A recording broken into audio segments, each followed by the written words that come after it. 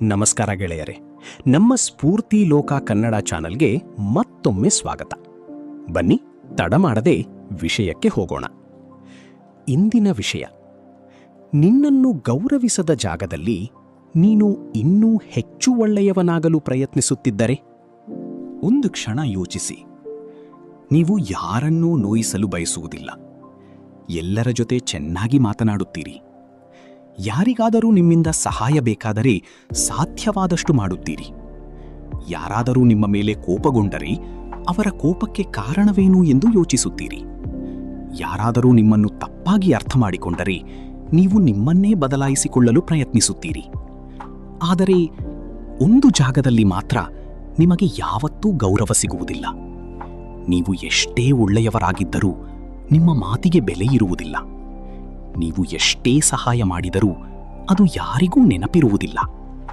ನೀವು ಒಂದು ದಿನ ಇಲ್ಲ ಎಂದರೆ ನಿಮ್ಮ ಒಳ್ಳೆಯತನವೇ ಪ್ರಶ್ನೆಯಾಗುತ್ತದೆ. ಆಗ ನೀವು ಏನ್ ಮಾಡುತ್ತೀರಿ? ಅಲ್ಲಿಂದ ಹೊರಬರುತ್ತೀರಾ ಅಥವಾ ಇನ್ನೂ ಹೆಚ್ಚು ಒಳ್ಳೆಯವನಾಗಲು ಪ್ರಯತ್ನಿಸುತ್ತೀರಾ? ಬಹಳ ಜನ ಎರಡನೆಯ ದಾರಿಯನ್ನು ಆಯ್ಕೆ ಮಾಡುತ್ತಾರೆ. ನಾನು ಇನ್ನೂ ಚೆನ್ನಾಗಿ ವರ್ತಿಸಿದರೆ ಅವರು ನನ್ನನ್ನು ಗೌರವಿಸುತ್ತಾರೆ. ನಾನು ಇನ್ನೂ ಹೆಚ್ಚು ಸಹಾಯ ಮಾಡಿದರೆ ನನ್ನ ಬೆಲೆ ಅವರಿಗೆ ಗೊತ್ತಾಗುತ್ತವೆ. ನಾನು ಅವರ ಮಾತಿಗೆ ಇನ್ನೂ ಹೆಚ್ಚು ಹೊಂದಿಕೊಂಡರೆ ಅವರು ನನ್ನನ್ನು ಒಪ್ಪಿಕೊಳ್ಳುತ್ತಾರೆ ಎಂದುಕೊಳ್ಳುತ್ತಾರೆ. ಆದರೆ ಒಬ್ಬ ವ್ಯಕ್ತಿ ನಿಮ್ಮ ಒಳ್ಳೆಯತನವನ್ನು ಗೌರವವಾಗಿ ಪರಿವರ್ತಿಸಿಕೊಳ್ಳದಿದ್ದರೆ ನೀವು ಇನ್ನೂ ಹೆಚ್ಚು ಒಳ್ಳೆಯವರಾಗುವುದರಿಂದ ಮಾತ್ರ ಆ ಸಮಸ್ಯೆ ಬಗೆಹರಿಯುವುದಿಲ್ಲ. ಇದನ್ನು ಒಂದು ಸಣ್ಣ ಕಥೆಯ ಮೂಲಕ ಅರ್ಥ ಮಾಡಿಕೊಳ್ಳೋಣ. ಅನು ಅನ್ನೋ ಒಬ್ಬ ಹುಡುಗಿ ಇದ್ದಳು. ಅವಳು ಓದಿನಲ್ಲಿ ಚೆನ್ನಾಗಿದ್ದಳು. ಶಾಂತ ಸ್ವಭಾವ. ಯಾರ ಜೊತೆ ಜಗಳ ಮಾಡುತ್ತಿರಲಿಲ್ಲ. ತರಗತಿಯಲ್ಲಿ ಯಾರಿಗಾದರೂ ನೋಟ್ಸ್ ಬೇಕಾದರೆ ಕೊಡುತ್ತಿದ್ದಳು. ಯಾರಿಗಾದರೂ ವಿಷಯ ಅರ್ಥವಾಗದಿದ್ದರೆ ಹೇಳಿಕೊಡುತ್ತಿದ್ದಳು. ಆದರೆ ಅವಳಿಗೆ ಒಂದು ಸಮಸ್ಯೆ ಇತ್ತು.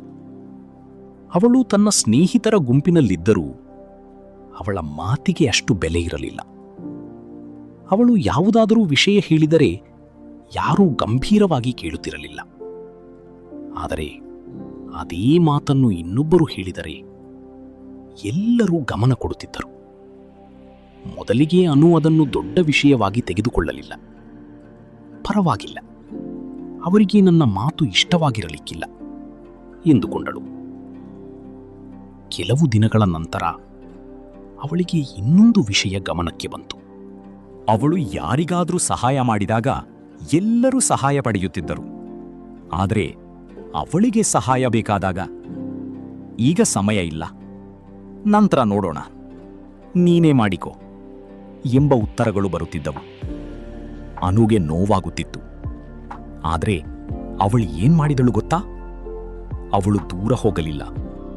ಬದಲಾಗಿ ಇನ್ನೂ ಹೆಚ್ಚು ಒಳ್ಳೆಯವಳಾಗಲು ಪ್ರಯತ್ನಿಸಿದಳು. ಇನ್ನಷ್ಟು ನೋಟ್ಸ್ ಕೊಡಲು ಶುರು ಮಾಡಿದಳು. ಇನ್ನಷ್ಟು ಸಹಾಯ ಮಾಡಲು ಶುರು ಮಾಡಿದಳು. ಯಾರಾದರೂ ಕೇಳುವ ಮೊದಲೇ ಸಹಾಯ ಮಾಡಲು ಓಡುತ್ತಿದ್ದಳು. ಅವಳ ಮನಸ್ಸಿನಲ್ಲಿ ಒಂದೇ ಒಂದು ಭಾವನೆ, ಒಂದು ದಿನ ಇವರಿಗೆ ನನ್ನ ಬೆಲೆ ಗೊತ್ತಾಗ್ತದೆ. ಆದರೆ ಆ ದಿನ ಬರಲಿಲ್ಲ. ಬದಲಾಗಿ ಅವಳ ಸಹಾಯ ಎಲ್ಲರಿಗೂ ಸಾಮಾನ್ಯವಾಗಿ ಬಿಟ್ಟಿತು. ಅವಳು ಮಾಡದ ಒಂದು ಕೆಲಸ ಮಾತ್ರ ದೊಡ್ಡ ಸಮಸ್ಯೆಯಾಗುತ್ತಿತ್ತು. ಒಂದು ದಿನ ಅವಳು ಒಂದು ಕೆಲಸ ಮಾಡಲು ನಿರಾಕರಿಸಿದಳು. ಆಗ ಒಬ್ಬ ಸ್ನೇಹಿತ, ನೀನು ಮೊದಲಿನಂತಿಲ್ಲ ಎಂದ. ಆ ಮಾತು ಅನುಗೆ ತುಂಬಾ ನೋವಾಯಿತು. ಏಕೆಂದರೆ ಅವಳು ಬದಲಾಗಿರಲಿಲ್ಲ. ಅವಳು ಮೊದಲ ಬಾರಿಗೆ ತನ್ನ ಮಿತಿಯನ್ನು ತೋರಿಸಿದ್ದಳು. ಇಲ್ಲಿ ನಾವು ಒಂದು ಬಹಳ ಮುಖ್ಯವಾದ ವಿಷಯವನ್ನ ಅರ್ಥ ಮಾಡಿಕೊಳ್ಳಬೇಕು. ಒಳ್ಳೆಯತನ ಮತ್ತು ಸ್ವಾಭಿಮಾನ ಒಂದೇ ಅಲ್ಲ. ಒಳ್ಳೆಯವನಾಗಿರುವುದು ಒಳ್ಳೆಯ ಗುಣ. ಆದರೆ ಎಲ್ಲರಿಗೂ ಯಾವಾಗಲೂ ಇಷ್ಟವಾಗಬೇಕು ಎಂದು ಪ್ರಯತ್ನಿಸುವುದು ಒಳ್ಳೆಯ ಗುಣವಲ್ಲ. ಯಾರಾದರೂ ನಿಮ್ಮನ್ನು ಇಷ್ಟಪಡಬೇಕು ಎಂಬ ಕಾರಣಕ್ಕೆ ನೀವು ನಿಮ್ಮ ಮಾತು, ಸಮಯ, ಇಷ್ಟ, ಅನಿಷ್ಟ ಎಲ್ಲವನ್ನೂ ಬದಲಾಯಿಸುತ್ತಾ ಹೋದರೆ ನಿಧಾನವಾಗಿ ನೀವು ನಿಮ್ಮನ್ನೇ ಕಳೆದುಕೊಳ್ಳಬಹುದು. ನೀವು ಯಾರಿಗಾದರೂ ಸಹಾಯ ಮಾಡಬಹುದು, ಆದರೆ ಪ್ರತಿ ಬಾರಿಯೂ ನಿಮ್ಮ ಕೆಲಸ ಬಿಟ್ಟು ಸಹಾಯ ಮಾಡಬೇಕಾಗಿಲ್ಲ. ನೀವು ಯಾರನ್ನಾದರೂ ಗೌರವಿಸಬಹುದು, ಆದರೆ ಅವರ ಪ್ರತಿಯೊಂದು ಮಾತಿಗೂ ಒಪ್ಪಿಕೊಳ್ಳಬೇಕಾಗಿಲ್ಲ. ನೀವು ಯಾರನ್ನಾದರೂ ಪ್ರೀತಿಯಿಂದ ನೋಡಬಹುದು, ಆದರೆ ಅವರ ತಪ್ಪು ವರ್ತನೆಯನ್ನು ಸಹಿಸಿಕೊಳ್ಳಲೇಬೇಕು ಎಂಬ ನಿಯಮವಿಲ್ಲ. ಗೌರವ ಎಂದರೆ ಭಯವಲ್ಲ. ಗೌರವ ಎಂದರೆ ಎಲ್ಲದಕ್ಕೂ ಒಪ್ಪಿಗೆಯಲ್ಲ. ಗೌರವ ಎಂದರೆ ಒಬ್ಬರ ಮಿತಿಯನ್ನು ಮತ್ತೊಬ್ಬರು ಅರ್ಥ ಮಾಡಿಕೊಳ್ಳುವುದು. ಹಾಗಾದ್ರೆ ಪ್ರಶ್ನೆ, ಯಾರಾದರೂ ನಮ್ಮನ್ನು ಗೌರವಿಸದಿದ್ದಾಗ ನಾವೇನ್ ಮಾಡಬೇಕು? ಮೊದಲನೆಯದು, ನಿಮ್ಮನ್ನು ಇನ್ನೂ ಹೆಚ್ಚು ಸಾಬೀತುಪಡಿಸಲು ಓಡಬೇಡಿ. ನಾನು ಒಳ್ಳೆಯವನು ಎಂದು ಅವರಿಗೆ ತೋರಿಸಬೇಕು ಎಂಬ ಆಲೋಚನೆಯನ್ನು ಸ್ವಲ್ಪ ಬದಿಗಿಡಿ. ಏಕೆಂದರೆ ನಿಮ್ಮ ಮೌಲ್ಯವನ್ನು ಅರ್ಥ ಮಾಡಿಕೊಳ್ಳಲು ಸಿದ್ಧರಿಲ್ಲದ ವ್ಯಕ್ತಿಯ ಮುಂದೆ ನೀವು ಎಷ್ಟು ಸಾಕ್ಷಿ ಕೊಟ್ಟರೂ ಅವರಿಗೆ ಸಾಕಾಗದೇ ಇರಬಹುದು. ನೀವು 10 ಬಾರಿ ಸಹಾಯ ಮಾಡಿದ್ದೀರಿ. ಅವರು 11ನೇ ಬಾರಿ ನೀವು ಮಾಡದ ಕೆಲಸವನ್ನೇ ನೆನಪಿಸಿಕೊಳ್ಳಬಹುದು. ನೀವು 100 ಬಾರಿ ಒಳ್ಳೆಯದಾಗಿ ಮಾತನಾಡಿದ್ದೀರಿ. ಅವರು 1 ಬಾರಿ ನೀವು ಕೋಪದಿಂದ ಮಾತನಾಡಿದ್ದನ್ನು ಮಾತ್ರ ನೆನಪಿಸಿಕೊಳ್ಳಬಹುದು. ಹಾಗಾಗಿ ನಿಮ್ಮ ಮೌಲ್ಯವನ್ನು ಇನ್ನೊಬ್ಬರ ನೆನಪಿನ ಮೇಲೆ ಇಡಬೇಡಿ. ಎರಡನೆಯದು, ನಿಮ್ಮ ಮಿತಿಯನ್ನು ತಿಳಿದುಕೊಳ್ಳಿ. ಮಿತಿ ಎಂದರೆ ಜಗಳವಲ್ಲ. ಮಿತಿ ಎಂದರೆ ಇಲ್ಲ, ಇದನ್ನು ನಾನು ಮಾಡಲು ಸಾಧ್ಯವಿಲ್ಲ ಎಂದು ಶಾಂತವಾಗಿ ಹೇಳುವುದು. ನನಗೆ ಈ ಮಾತು ಇಷ್ಟವಾಗುತ್ತಿಲ್ಲ ಎಂದು ಹೇಳುವುದು. ನನ್ನ ಜೊತೆ ಹೀಗೆ ಮಾತನಾಡಬೇಡಿ ಎಂದು ಹೇಳುವುದು. ಇವೆಲ್ಲವೂ ಅಹಂಕಾರವಲ್ಲ, ಇವು ಸ್ವಾಭಿಮಾನ. ಆದರೆ ಮಿತಿ ಹಾಕುವಾಗ ಇನ್ನೊಬ್ಬರನ್ನು ಅವಮಾನಿಸುವ ಅಗತ್ಯವಿಲ್ಲ. ಕೋಪದಿಂದ ಕೂಗಬೇಕಿಲ್ಲ. ಅವರನ್ನು ಕೆಟ್ಟವರು ಎಂದು ಕರೆಯಬೇಕಿಲ್ಲ. ಶಾಂತವಾಗಿ ನಿಮ್ಮ ಗಡಿಯನ್ನು ತಿಳಿಸುವುದೇ ಸಾಕು. ಮೂರನೆಯದು, ಎಲ್ಲ ಜಾಗದಲ್ಲೂ ಉಳಿಯಬೇಕೆಂಬ ಹಠ ಬಿಡಿ. ಕೆಲವು ಜನ ನಮ್ಮ ಜೀವನಕ್ಕೆ ಬರ್ತಾರೆ. ಕೆಲವು ಜನ ನಮ್ಮ ಜೀವನದಲ್ಲಿ ಕೆಲವು ಪಾಠ ಕಲಿಸುತ್ತಾರೆ. ಕೆಲವು ಸಂಬಂಧಗಳು ಬಹಳ ಕಾಲ ಉಳಿಯುತ್ತವೆ. ಕೆಲವು ಸಂಬಂಧಗಳು ದೂರವಾಗುತ್ತವೆ. ಪ್ರತಿಯೊಂದು ಸಂಬಂಧವನ್ನು ಉಳಿಸಿಕೊಳ್ಳುವುದು ನಮ್ಮ ಜವಾಬ್ದಾರಿಯಲ್ಲ. ಆದರೆ ಇಲ್ಲಿ ಒಂದು ವಿಷಯ ಬಹಳ ಮುಖ್ಯ. ಯಾರಾದರೂ ನಿಮ್ಮನ್ನು ಗೌರವಿಸುತ್ತಿಲ್ಲ ಎಂದು ಅನಿಸಿದ ತಕ್ಷಣ ಸಂಬಂಧವನ್ನು ಮುರಿಯಬೇಕು ಎಂದಲ್ಲ. ಮೊದಲು ಮಾತನಾಡಿ. ನಿಮಗೆ ಏನು ನೋವಾಗುತ್ತಿದೆ ಎಂದು ತಿಳಿಸಿ. ನಿಮ್ಮ ಮಿತಿಯನ್ನು ಹೇಳಿ. ಬದಲಾವಣೆಗೆ ಅವಕಾಶ ಕೊಡಿ. ಆದರೆ ಮತ್ತೆ ಮತ್ತೆ ಅದೇ ರೀತಿಯ ವರ್ತನೆ ಮುಂದುವರಿದರೆ ಸ್ವಲ್ಪ ದೂರ ಇರುವುದು ತಪ್ಪಲ್ಲ. ದೂರ ಎಂದರೆ ದ್ವೇಷವಲ್ಲ. ಕೆಲವೊಮ್ಮೆ ದೂರವೇ ಮನಸ್ಸಿಗೆ ಶಾಂತಿ ಕೊಡುತ್ತದೆ. ಇದನ್ನು ಸ್ನೇಹದಲ್ಲಿ ನೋಡೋಣ. ಒಬ್ಬ ಸ್ನೇಹಿತ ಯಾವಾಗಲೂ ನಿಮ್ಮನ್ನು ಹಾಸ್ಯ ಮಾಡುತ್ತಾನೆ. ಮೊದಲಿಗೆ ನೀವು ನಗುತ್ತೀರಿ, ಅವನು ತಮಾಷೆ ಮಾಡುತ್ತಿದ್ದಾನೆ ಎಂದುಕೊಳ್ಳುತ್ತೀರಿ. ಆದರೆ ಪ್ರತಿ ಬಾರಿ ನಿಮ್ಮನ್ನೇ ಕೆಳಗಿಳಿಸುವ ಮಾತುಗಳು ಬರುತ್ತಿವೆ. ನೀವು ಒಮ್ಮೆ ಹೇಳುತ್ತೀರಿ, ನೀನು ತಮಾಷೆ ಮಾಡುತ್ತಿದ್ದೀಯೇ ಎಂದು ಗೊತ್ತು, ಆದರೆ ಈ ರೀತಿಯ ಮಾತು ನನಗೆ ಇಷ್ಟವಾಗುವುದಿಲ್ಲ. ಅವನು ಅರ್ಥ ಮಾಡಿಕೊಂಡರೆ ಸಂಬಂಧ ಮುಂದುವರಿಯಬಹುದು. ಆದರೆ ಅವನು, ಅಯ್ಯೋ ಇಷ್ಟೊಂದು ಸೆನ್ಸಿಟಿವ್ ಆಗಿದ್ದೀಯಾ ಎಂದು ನಿಮ್ಮ ಭಾವನೆಯನ್ನು ಮತ್ತೆ ಹಾಸ್ಯ ಮಾಡಿದರೆ ಆಗ ಸಮಸ್ಯೆ ನಿಮ್ಮ ಸೆನ್ಸಿಟಿವಿಟಿಯಲ್ಲಿರಬೇಕೆಂದಿಲ್ಲ. ನಿಮ್ಮ ಮಿತಿಯನ್ನು ಗೌರವಿಸುವ ಮನಸ್ಸು ಅವರಿಗಿದೆಯೇ ಎಂಬುದೇ ಮುಖ್ಯ. ಇದೇ ವಿಷಯ ಕುಟುಂಬದಲ್ಲೂ ಬರಬಹುದು. ಕುಟುಂಬದವರನ್ನು ಗೌರವಿಸುವುದು ಮುಖ್ಯ.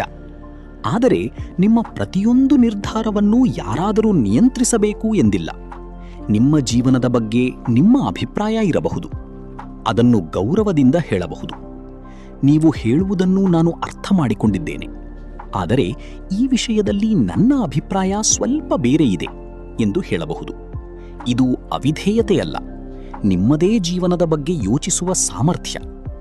ಇನ್ನೊಂದು ವಿಷಯ, ಕೆಲವೊಮ್ಮೆ ನಮಗೆ ಗೌರವ ಸಿಗದಿರುವುದಕ್ಕೆ ಕಾರಣ ಎದುರಾಳಿ ವ್ಯಕ್ತಿಯಲ್ಲ. ನಾವು ನಮ್ಮ ಮಿತಿಯನ್ನು ಎಂದಿಗೂ ತೋರಿಸದಿರುವುದೂ ಕಾರಣವಾಗಬಹುದು. ನಾವು ಪ್ರತಿಯೊಂದಕ್ಕೂ ಸರಿ ಎನ್ನುತ್ತೇವೆ. ನಮ್ಮ ಕೆಲಸ ಬಿಟ್ಟು ಅವರ ಕೆಲಸ ಮಾಡುತ್ತೇವೆ. ನಮ್ಮ ಸಮಯ ಬಿಟ್ಟು ಅವರ ಸಮಯಕ್ಕೆ ಓಡುತ್ತೇವೆ. ನಮಗೆ ಇಷ್ಟವಿಲ್ಲದಿದ್ದರೂ ನಗುತ್ತೇವೆ. ನಮಗೆ ನೋವಾದರೂ ಪರವಾಗಿಲ್ಲ ಎನ್ನುತ್ತೇವೆ. ನಂತರ ಒಂದು ದಿನ ಯಾರೂ ನನ್ನನ್ನು ಗೌರವಿಸುವುದಿಲ್ಲ ಎಂದು ಬೇಸರಪಡ್ತೇವೆ. ಇಲ್ಲಿ ನಾವು ನಮ್ಮನ್ನೇ ಒಂದು ಪ್ರಶ್ನೆ ಕೇಳಬೇಕು. ನನ್ನ ಮಿತಿಯನ್ನು ನಾನವರಿಗೆ ಯಾವಾಗ ತೋರಿಸಿದ್ದೇನೆ? ಜನರಿಗೆ ನಿಮ್ಮ ಮನಸ್ಸನ್ನು ಓದಲು ಸಾಧ್ಯವಿಲ್ಲ. ನಿಮಗೆ ಏನು ಇಷ್ಟವಿಲ್ಲ ಎಂಬುದು ಅವರಿಗೆ ಗೊತ್ತಾಗಬೇಕಾದರೆ ಕೆಲವೊಮ್ಮೆ ನೀವು ಅದನ್ನು ಹೇಳಬೇಕು. ಇನ್ನೂ ಒಂದು ಬಹಳ ಆಳವಾದ ವಿಷಯ. ಗೌರವವನ್ನು ಬೇಡಿಕೊಳ್ಳಲಾಗುವುದಿಲ್ಲ. ನನ್ನನ್ನು ಗೌರವಿಸಿ, ನನ್ನ ಮಾತಿಗೆ ಬೆಲೆ ಕೊಡಿ ಎಂದು ಪ್ರತಿಯೊಬ್ಬರಿಗೂ ಹೇಳುತ್ತಾ ಹೋಗಲು ಸಾಧ್ಯವಿಲ್ಲ. ಗೌರವವನ್ನು ಬಲವಂತವಾಗಿ ಪಡೆಯಲಾಗುವುದಿಲ್ಲ. ಆದರೆ ನೀವು ನಿಮ್ಮ ಮೌಲ್ಯವನ್ನು ತಿಳಿದುಕೊಂಡು ಬದುಕಬಹುದು. ನಿಮ್ಮ ಮಾತು ಸ್ಪಷ್ಟವಾಗಿರಬಹುದು, ನಿಮ್ಮ ನಡೆ ಸ್ಥಿರವಾಗಿರಬಹುದು, ನಿಮ್ಮ ಮಿತಿಗಳು ಸ್ಪಷ್ಟವಾಗಿರಬಹುದು ಮತ್ತು ಯಾರಾದರೂ ನಿಮ್ಮ ಮಿತಿಯನ್ನು ದಾಟಿದಾಗ ನೀವು ಕೋಪದಿಂದಲ್ಲ, ಸ್ಥಿರತೆಯಿಂದ ಪ್ರತಿಕ್ರಿಯಿಸಬಹುದು. ಇದೇ ಸ್ವಾಭಿಮಾನ. ಈಗ ನಿಮ್ಮ ಜೀವನದ ಬಗ್ಗೆ ಯೋಚಿಸಿ. ಯಾವುದಾದರೂ ಒಂದು ಜಾಗ ಇದೆಯೇ ಅಲ್ಲಿ ನೀವು ಯಾವಾಗಲೂ ಎಲ್ಲರನ್ನೂ ಖುಷಿಪಡಿಸಲು ಪ್ರಯತ್ನಿಸುತ್ತಿದ್ದೀರಿ? ಯಾರಾದರೂ ನಿಮ್ಮನ್ನು ಗೌರವಿಸಬೇಕು ಎಂಬ ಕಾರಣಕ್ಕೆ ನೀವು ನಿಮ್ಮ ಸ್ವಭಾವವನ್ನೇ ಬದಲಾಯಿಸುತ್ತಿದ್ದೀರಾ? ಯಾರಾದರೂ ನಿಮ್ಮನ್ನು ಒಪ್ಪಿಕೊಳ್ಳಬೇಕು ಎಂಬ ಕಾರಣಕ್ಕೆ ನಿಮಗೆ ಇಷ್ಟವಿಲ್ಲದ ವಿಷಯಕ್ಕೂ ಸರಿ ಎಂದು ಹೇಳುತ್ತಿದ್ದೀರಾ? ಹಾಗಿದ್ದರೆ ಒಮ್ಮ ನಿಲ್ಲಿ, ನಿಮ್ಮನ್ನು ನೀವು ಕೇಳಿಕೊಳ್ಳಿ. ನಾನು ಒಳ್ಳೆಯವನಾಗಿದ್ದೇನೇನಾ ಅಥವಾ ಎಲ್ಲರಿಗೂ ಇಷ್ಟವಾಗಬೇಕು ಎಂದು ನನ್ನನ್ನೇ ಬದಲಾಯಿಸುತ್ತಿದ್ದೇನೇನಾ? ಈ ಎರಡರ ನಡುವಿನ ವ್ಯತ್ಯಾಸ ಬಹಳ ದೊಡ್ಡದು. ಅನು ಕೂಡ ಕೊನೆಗೆ ಇದೇ ವಿಷಯವನ್ನು ಅರ್ಥ ಮಾಡಿಕೊಂಡಳು. ಅವಳು ಕೆಟ್ಟವಳಾಗಲಿಲ್ಲ. ಅವಳು ಯಾರ ಮೇಲೂ ಕೋಪ ಬೆಳೆಸಿಕೊಳ್ಳಲಿಲ್ಲ. ಅವಳು ಎಲ್ಲರನ್ನೂ ಬಿಟ್ಟು ಓಡಿ ಹೋಗಲಿಲ್ಲ. ಆದರೆ ಒಂದು ಬದಲಾವಣೆ ಮಾಡಿಕೊಂಡಳು. ಮೊದಲು ಯಾರಾದರೂ ಏನು ಕೇಳಿದರೂ ಸರಿ ಎನ್ನುತ್ತಿದ್ದಳು.